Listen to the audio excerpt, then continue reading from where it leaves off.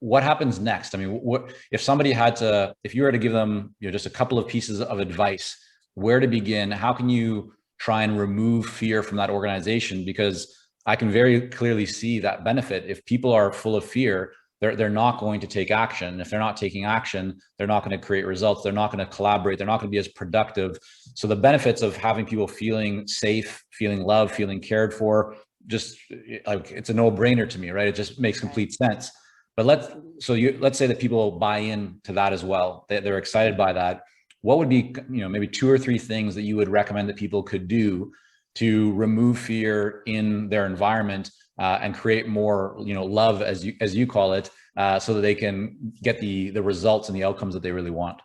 Yeah. So there are three things that my research, that people described in my research that created more loving workplaces.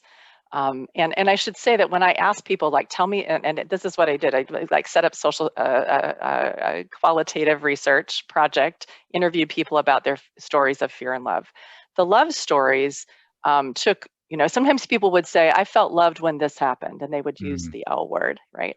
Other people would say something like, I wouldn't use the word love, but I want to tell you about a time when I felt respect or trust or kindness. So they would basically giving the operational definition of what love looks like, hmm and what all the kind of different permutations of being cared about are in, for a workplace. And so when I asked them that, the stories that I got back had like three basic types. One was, my leader cares about me as a person.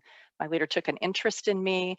I was respected and trusted for who I am. I'm acknowledged. I'm trusted to innovate.